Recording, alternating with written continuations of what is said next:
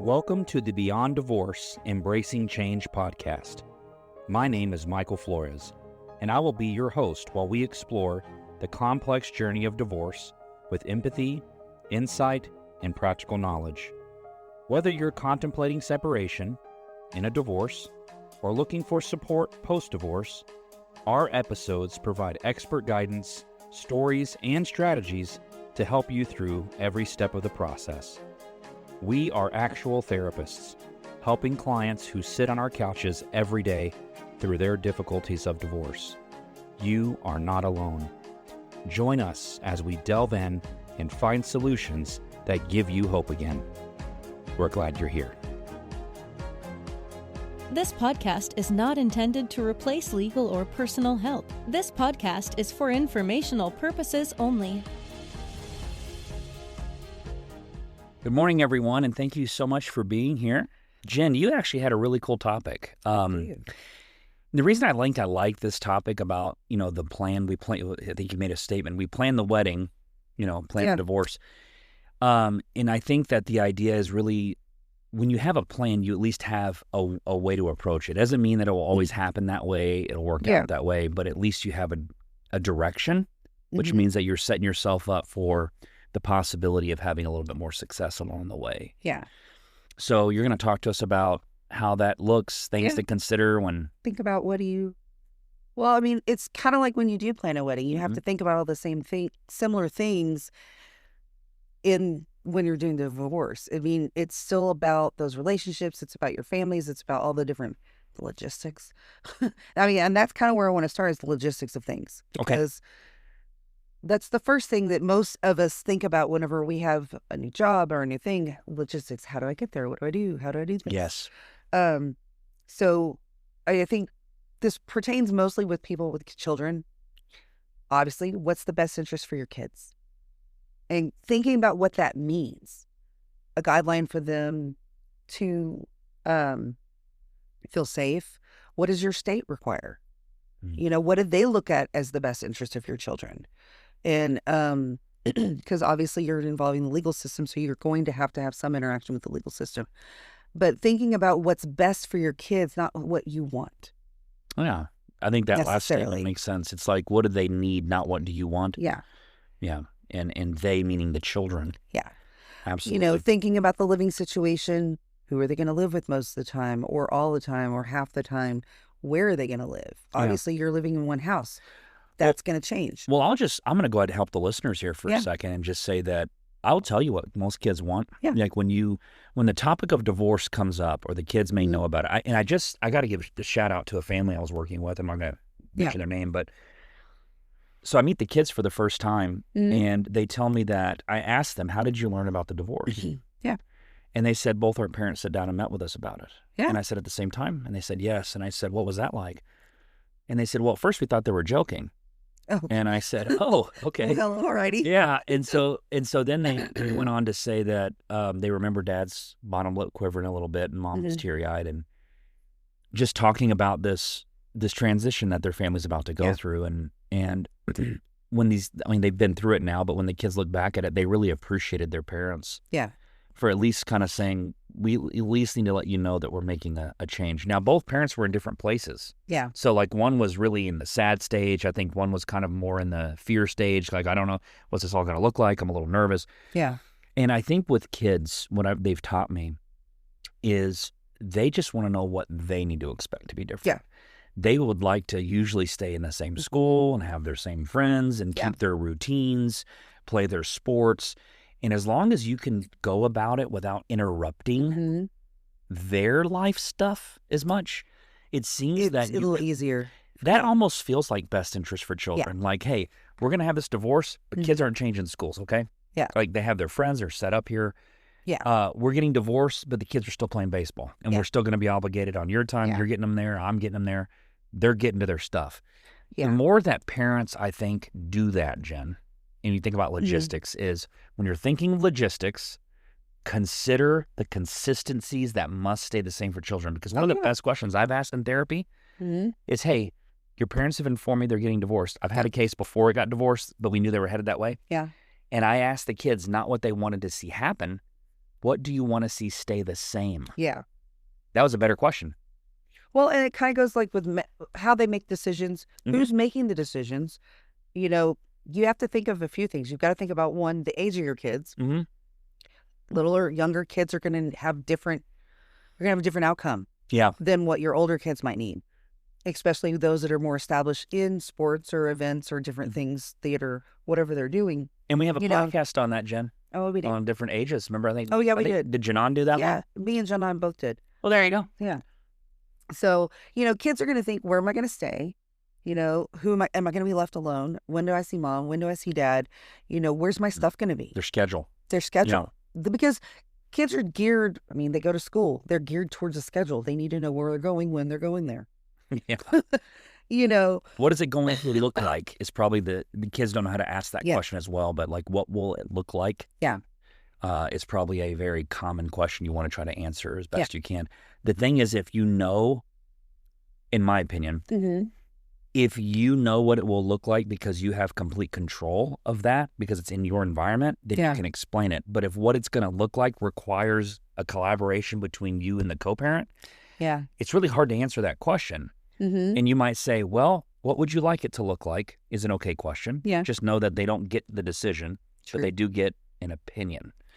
Yeah, and that statement, I love that statement. I talk to kids all day long, and I talk to them about that because, unfortunately, I've had parents who want to give the child the decision to make. Sure. And they say, no, you get to decide where you're going to go. You get to decide. No, please don't do that with your kids. Pick one of us. Let your kids just be kids. It is up to the parents to make the decisions. Let me say it this way to the parents. Thank you. Your kids need your permission to love the other parent. Yeah. Yeah, you like that one? I do. You know why it's important? Because parents don't realize that. Yeah. When you're divorced, your kids need your permission to love the other parent. And I know that's going to sound like that's crazy, but you need to go to your kid and say, hey, you have the right to love us both. Yeah. You don't have to pick one to love the other one. Yeah. You don't have to hate one to love the other one. And that actually goes into the next topic of this, is looking at your relationships. Your parent-child relationships are important. Yes.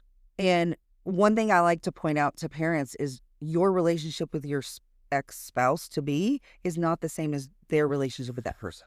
Say that again, though. Like, what does that mean when you say So your spousal relationship is different than your parent-child relationship. I agree. And I think a lot of parents don't realize that. They like to put, well, this is what happened to me, so this is going to happen to them too. No, it's not necessarily true. This is when a parent-child relationship is different than a partner relationship. It's completely different because you have an authority and a child. You have a little bit more, they're a decision maker and someone who has an opinion. Yeah. So it's a different level of relationship. If you were to ask a parent in a session, who gets to judge you as a parent?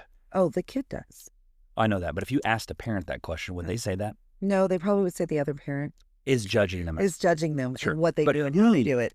Who ultimately holds the baton of judgment? Their kids. Correct. So what I'm sitting here doing is, you don't get to tell me what the other parent is. The child is the one being parented by the parent. They get to tell me. Yeah. You may think they're a horrible parent. The kid goes, they're great. Now, the kid may be really little or not see everything. It's not your job to help that unfold. The kid will kind of figure it out on their own. Actually, it's even more, it's more important, in my opinion, to allow children to find their own avenue of what their parent is, because what it does is it solidifies the relationship one of two ways. Yeah. If you're the consistent, solid parent, then you don't really have to worry because the kid always has you. Yeah. I asked a mom once who was terrified of their daughter having a relationship with the dad. Yeah. Because of their own, what you said? Yes. Marital experiences. Yes. And I asked the mom, instead of talking about the dad and the concern that mom had about dad, I flipped it and I asked mom, I said, are you planning on not being in your child's life? That's a good question. Well, and she said, no, I never plan to not be. Why would I do? I said, no, I understand. I just want to make sure I understood your position. I said, if your child needs anything, will you be available? Yes. If your child has a concern or an issue or something just doesn't go right, Yeah. are you going to be there? Yeah. And that, yes, everything's yes. Yes, I'll be there. I'm going to be there. Absolutely. And I said, then what are you concerned about knowing that you're there? Because if it doesn't go well, guess where the kid's going to go? To you. Ta-da. I'm just kidding. So what do you, Yeah. Get out of there. I met a kid recently, a new client that, she's been dealing with this for years. I think her parents got divorced 4 or 5 years ago. Mhm. And so, but what she said to me was really cool. I was like, she's like, well, I love my parents, but Dad listens to me. Mom doesn't always listen. She's like, but they both act the same way. They're really the same person.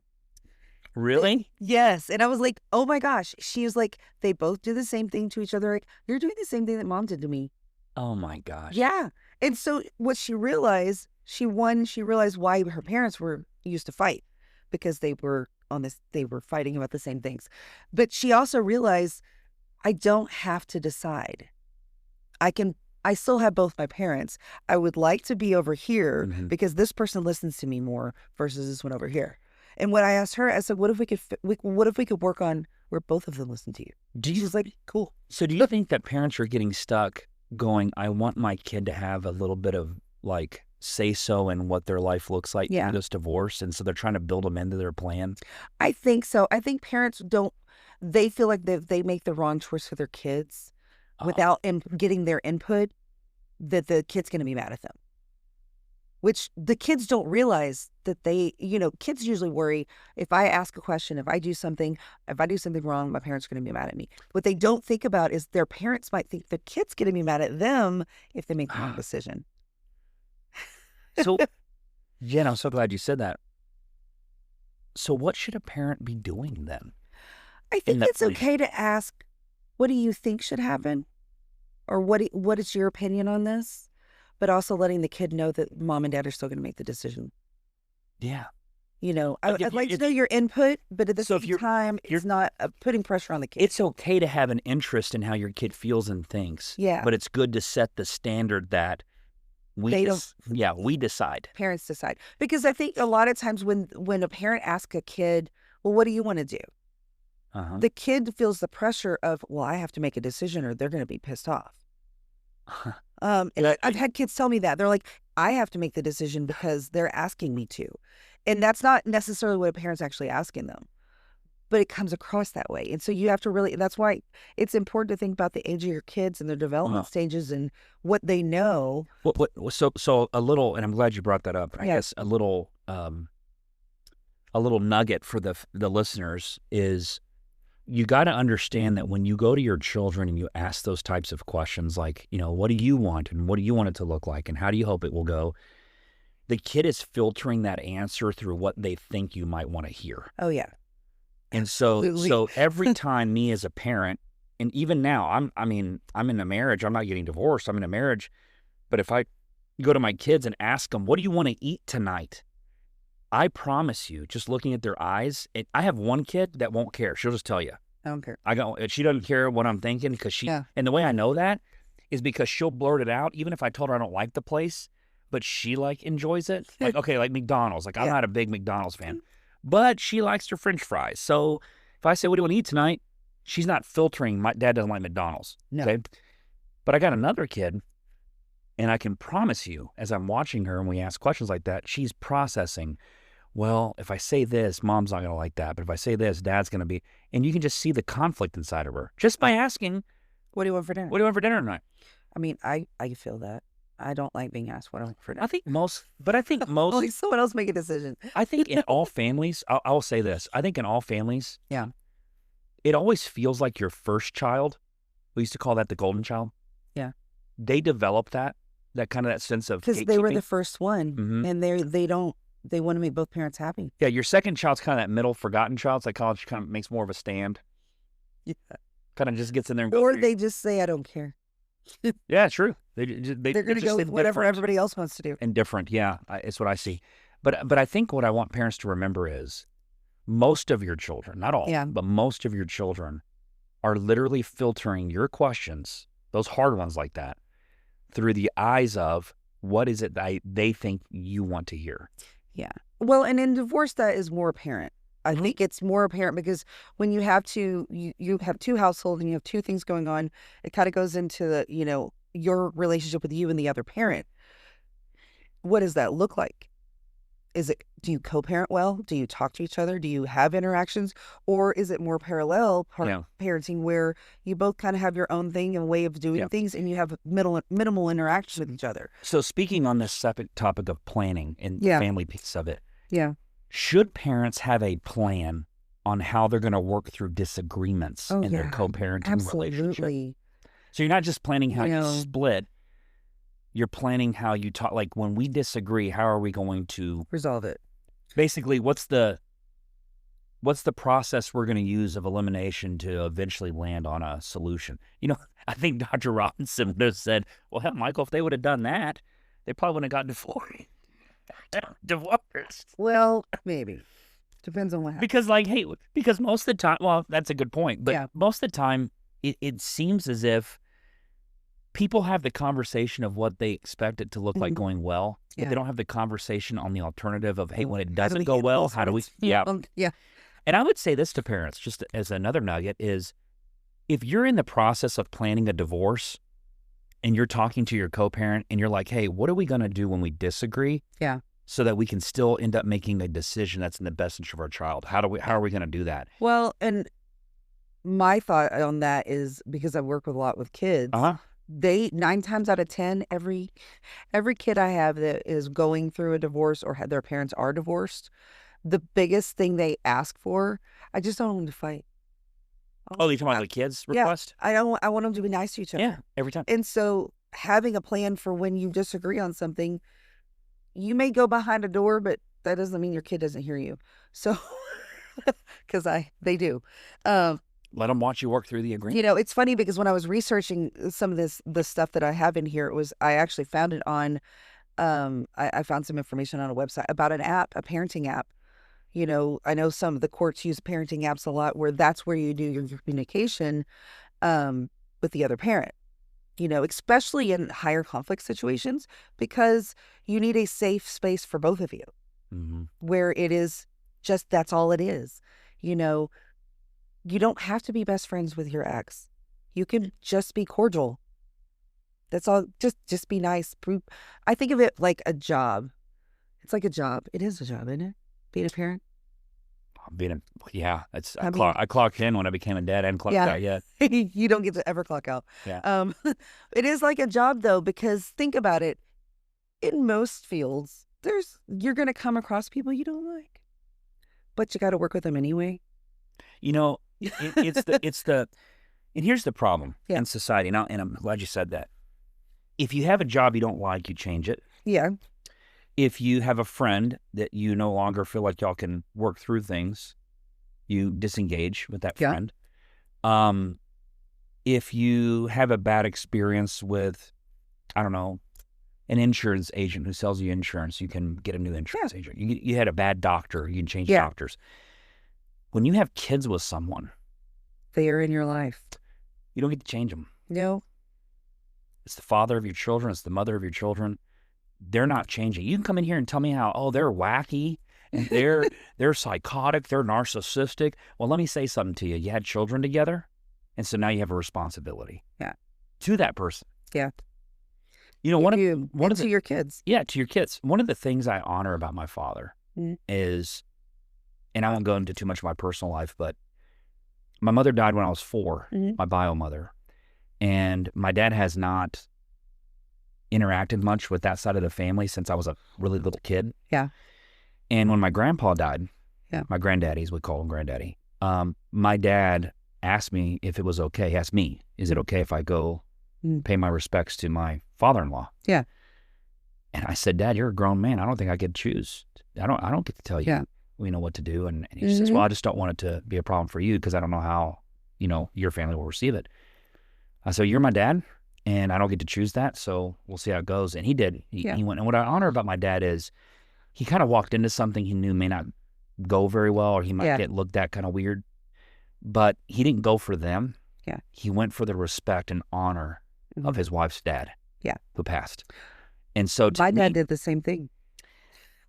when my grandmother died. That's he what came with me. Yeah. See, that's what I think it means to be, when you're a good parent, in my opinion, I'm just going to say it. When you're a good parent, I don't care how bad the co-parent is. Yeah. Your job is to be good toward that person, because that person is half responsible for the child you tell me you love. Yeah. How could you tell me you love a child but you hate their parent? Yeah. Because that's half of them. They're half responsible for the reason you have the child in the first place. If anything, they deserve that. It just made me think of something, though, because, I mean, I've mentioned this before. My parents got divorced when I was 1. Right. Well, my dad passed away earlier this year. My mom was at the funeral. Mm-hmm. I met your mom. Yeah, you did. I forgot you did meet her. Yes, because she respected him as my dad. She always did. I was very lucky that my parents were friendly my whole life. So they were able to be in the same room. They talked to each other. Any issues came up with me and my brother, they always talked about it. So as an adult now, the fact that your mom did that, what difference did it make for you? If you don't, it was amazing. Mm-hmm. Because, I mean, we had other marriages and divorces too. So within the family, there was a lot going on in my family. But it really helped me because I never had to worry. I didn't worry about my parents. You know, I didn't worry that my mom or dad didn't love me. I had no question. Or that the hate they may have for each other. Yeah, they didn't talk badly about each other. They didn't hate each other. It was great. What a gift. And look how it played out for you when your dad passed. Yeah. I mean, that's awesome. Have you ever told your mom how much you appreciated her doing that? I have. You have? Well, and it kind of goes along with families. When you're getting divorced, those other extended family members are important. You know, you may not like your ex-spouse, but the kids still want to see their grandparents or their aunts and uncles or their cousins. Yeah. And you have to really think about that. It goes along with parenting plans on when your visitations are, when your times are, right. Holidays. Holidays are coming, you know. Absolutely. And it's important to think about those things. And it kind of goes into the legally part of this. Go ahead. Because you have to think about child support. If you don't have 50-50 custody in most states, somebody's paying someone else child support. In most cases, there's some states I think that don't even have it. Yeah, it just depends on that's another thing. Look at your states, talk to your attorneys. We're not Texas is a state. Yes, Texas that is child support absolutely is a part of. Yes, absolutely. You know, generally thinking about the legal part of it, if you have an attorney, whether you do or not, usually you're going to go before a judge. You have temporary orders. You go through the process. You will later have a final order and all the fun things that go along with that. But the cool thing is, and I actually just talked to some parents the other day, that they were talking about what their decree said, but they were also talking about doing something slightly different. I was like, well, from my understanding, if you two agree, that's what matters.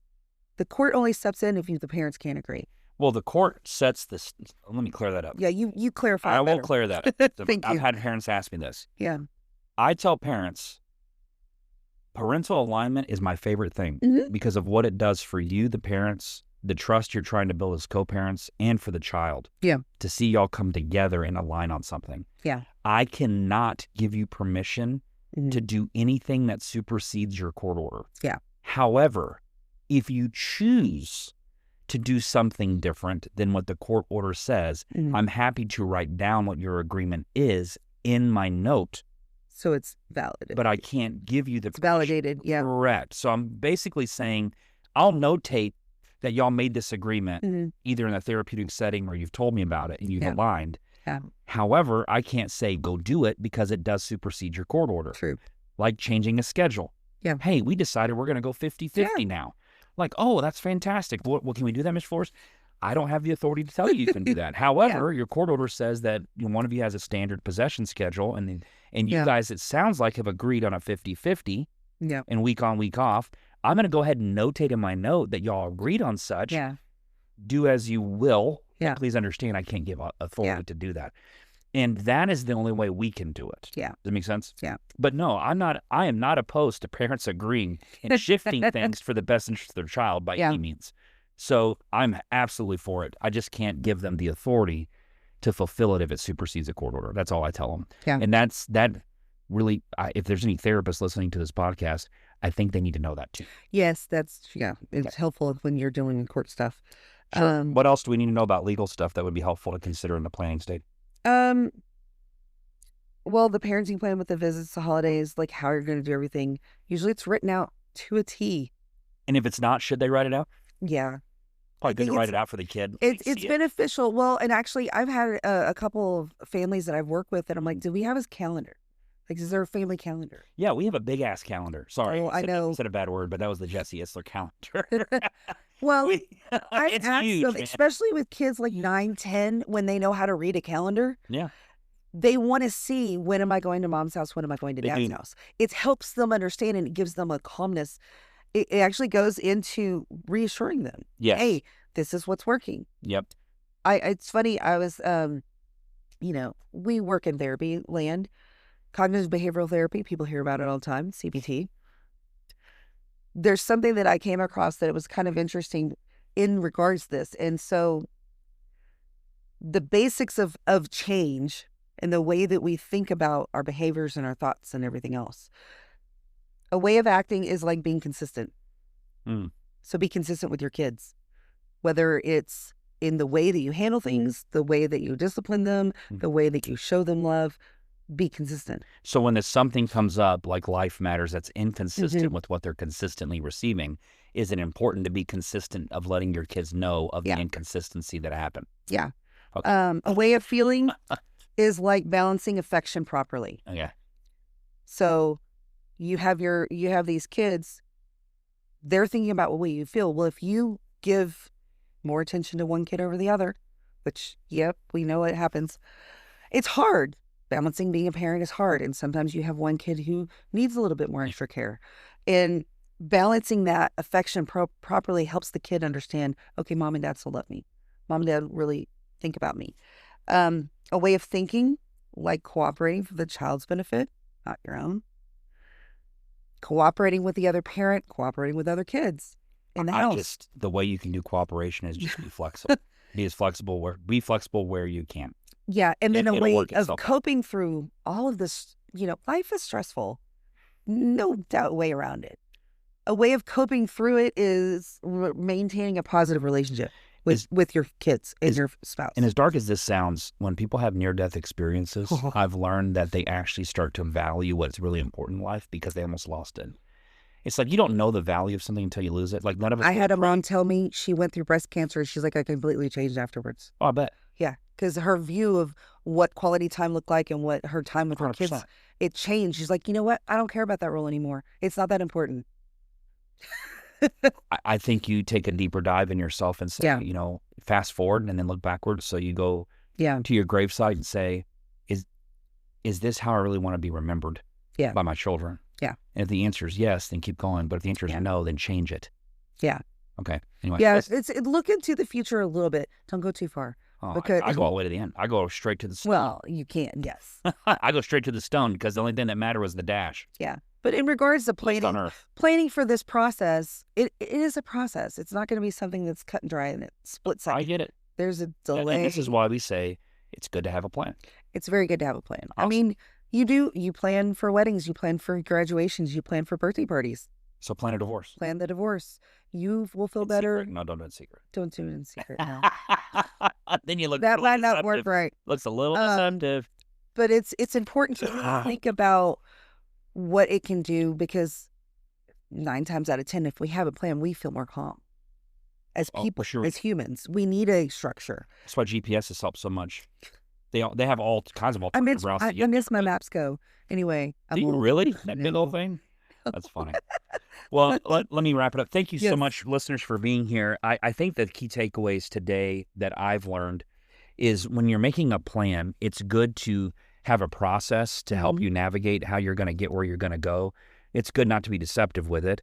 It's also important that when you talk to your children about what your plan may look like and getting their opinion, that they're very clear that they don't get a decision. So kids don't misconstrue what it is that you're asking. Remembering that children typically will consider what you're asking through the lens of what they think you want. And so understanding that does happen, and it actually happens very frequently. And when you're working with your co-parent, have a conversation about what we're going to do in this divorce when we come to a place where we disagree Yeah. and what that's going to look like so we can at least achieve solutions. I think we talk too much about, our transition or where we're going, but we don't talk enough about, hey, when we run into an impasse What do we in do? some co-parenting deal, Yeah. how are we going to navigate that? And I think using counselors is a good way to help. I love working with co-parents who want to collaborate. So Yeah. that's Well, and I work with the kids. I mean, one thing I think about with kids is how to help them learn how to manage their own stress whenever something doesn't go right. Because that's 9 times out of 10 why kids are in therapy, because they don't know what to do with those. we're teaching them how to feelings. cope. Yeah. With the things that are out of their control, which is not coping is not a solution, guys. Coping No. is just it's treading water is what it is. Yeah. So thank you all for being here. It's always great for our listeners to come in. I hope if you haven't already subscribed that you'll do so. Give us a thumbs up, questions, whatever it is however you want to engage with us, it's great. Please share this. Share the podcast with people you think would benefit from it. There's tons of episodes now. We have tons. Yeah. I think we're almost at 60. Oh, Like we're close. Cool. So there's tons of topics I think that people can benefit I from. know. I just wrote down a new one for another day. Oh, you did? Okay. Good deal. Well, thank you so much, everyone. Y'all keep moving forward. We'll see you next time.